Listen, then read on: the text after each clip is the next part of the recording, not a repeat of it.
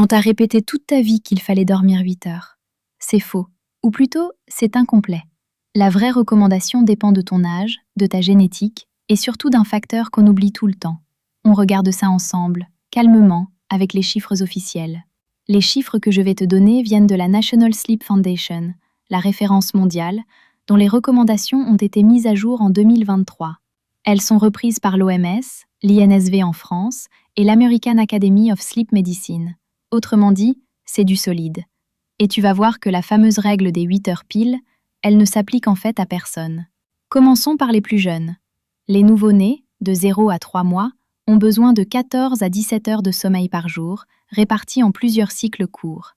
C'est normal, leur rythme circadien n'est pas encore mature. Les bébés de 4 à 11 mois passent à 12 à 15 heures. Les jeunes enfants, entre 1 et 2 ans, ont besoin de 11 à 14 heures. Les enfants d'âge préscolaire, de 3 à 5 ans, tournent autour de 10 à 13 heures. Et les enfants d'âge scolaire, de 6 à 13 ans, ont besoin de 9 à 11 heures. Ça, c'est un point qui surprend souvent les parents. Beaucoup d'enfants dorment moins, souvent à cause des écrans le soir, et ça se voit très vite sur la concentration en classe. Passons aux adolescents et jeunes adultes. Les adolescents, entre 14 et 17 ans, ont besoin de 8 à 10 heures. Et là, il y a un vrai décalage avec la réalité. La plupart des ados en France dorment moins de 7 heures, ce qui les met en dette chronique de sommeil pendant une période où le cerveau est en pleine maturation. Les jeunes adultes, de 18 à 25 ans, redescendent à 7 à 9 heures. Le corps a moins besoin de sommeil pour grandir, mais toujours autant pour récupérer. Et voici la zone la plus large, celle des adultes de 26 à 64 ans. La recommandation reste 7 à 9 heures. Elle est stable sur toute cette tranche. Ce qui varie surtout, c'est la différence d'une personne à l'autre. Certains sont ce qu'on appelle des petits dormeurs, d'autres des gros dormeurs. Et attention à un chiffre important. La National Sleep Foundation classe 6 heures de sommeil comme peut-être approprié pour un adulte, mais non recommandé comme habitude régulière. Autrement dit, si tu dors 6 heures tous les jours, tu es probablement en dette, même si tu ne le sens plus. Pour les seniors, à partir de 65 ans, les besoins baissent un peu, 7 à 8 heures. C'est lié à des changements d'architecture du sommeil, une réduction naturelle du sommeil à ondes lentes et des variations hormonales.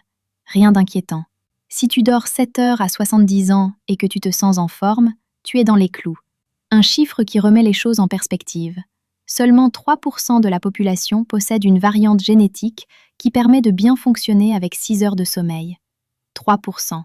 Ce qui veut dire que 97% des gens qui disent « moi, 6 heures ça me suffit », se sont en fait adaptés à une privation chronique.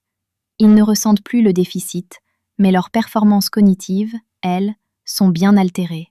Et maintenant, le point que je voulais vraiment aborder, la régularité. Les recommandations 2025 de l'OMS insistent sur quelque chose de nouveau. La régularité compte plus que la durée exacte. Se coucher et se lever à peu près à la même heure, tous les jours, week-end compris, ça stabilise l'horloge biologique. Et une horloge stable, c'est du sommeil de meilleure qualité, avec plus de sommeil profond, celui qui récupère vraiment. À l'inverse, ce qu'on appelle le jet lag social, décaler ses horaires de 2 ou 3 heures le week-end, ça perturbe le rythme circadien autant qu'un vrai décalage horaire. Et ça fatigue plus qu'on ne le pense. Alors, comment savoir si tu dors assez ? Tu dors probablement assez si tu te réveilles avant ton alarme, si tu es plutôt en forme dans la matinée sans avoir besoin de plusieurs cafés, si tu tiens toute la journée sans coup de barre marqué en début d'après-midi.